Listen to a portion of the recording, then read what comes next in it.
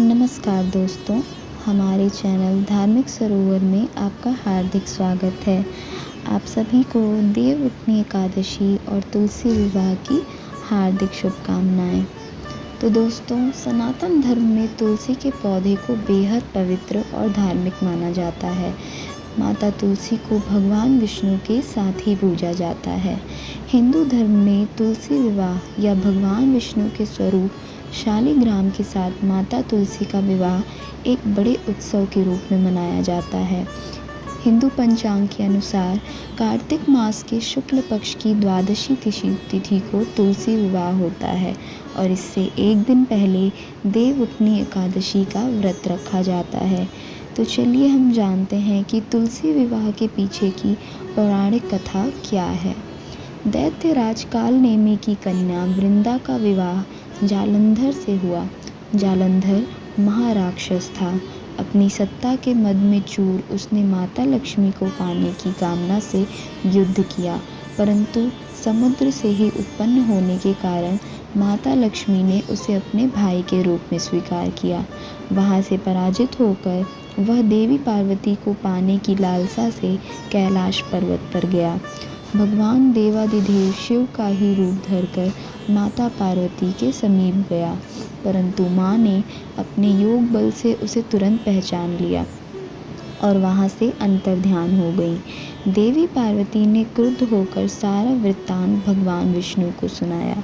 जालंधर की पत्नी वृंदा अत्यंत पतिव्रता स्त्री थी। उसी के पतिव्रता धर्म की शक्ति से जालंधर न तो मारा जाता था और न ही पराजित होता था। इसलिए जालंधर का नाश करने के लिए वृंदा के पतिव्रता धर्म को भंग करना बहुत आवश्यक था।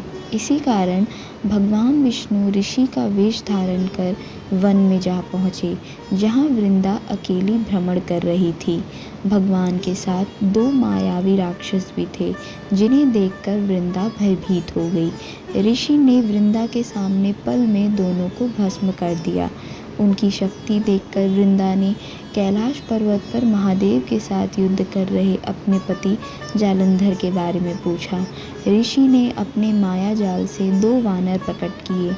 एक वानर के हाथ में जालंधर का सिर था और दूसरे के हाथ में धड़। अपने पति की यह दिशा देखकर वृंदा मूर्छित होकर गिर पड़ी।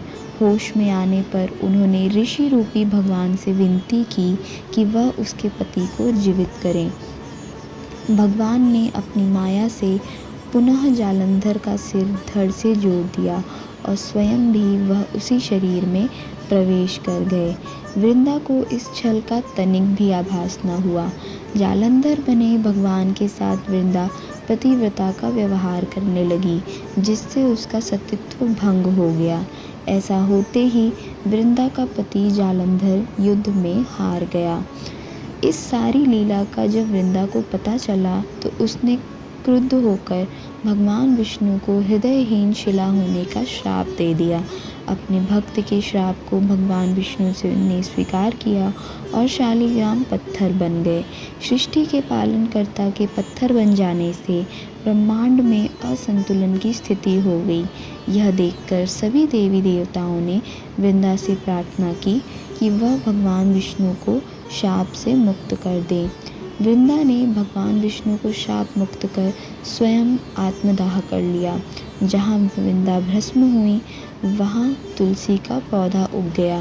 भगवान विष्णु ने वृंदा से कहा, हे वृंदा, तुम अपने सतीत्व के कारण मुझे लक्ष्मी से भी अधिक प्रिय हो गई हो। अब तुम तुलसी के रूप में सदा मेरे साथ रहोगी। जो मनुष्य भी मेरे शालिग्राम रूप के साथ तुलसी का विवाह करेगा, उसे इस लोक और परलोक में विपुल यश प्राप्त होगा।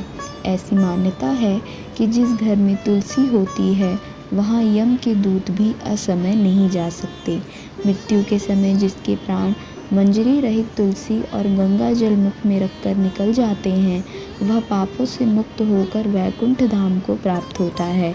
जो मनुष्य तुलसी व आंवलों की छाया में अपने पितरों का श्राद्ध करता है, उसके पितर मोक्ष को प्राप्त हो जाते हैं। तो दोस्तों, यह थी तुलसी विवाह की पौराणिक कथा। अगर आप सभी को यह कथा पसंद आई तो हमारे चैनल को लाइक करें, शेयर करें और सब्सक्राइब करें। जय तुलसी मैया।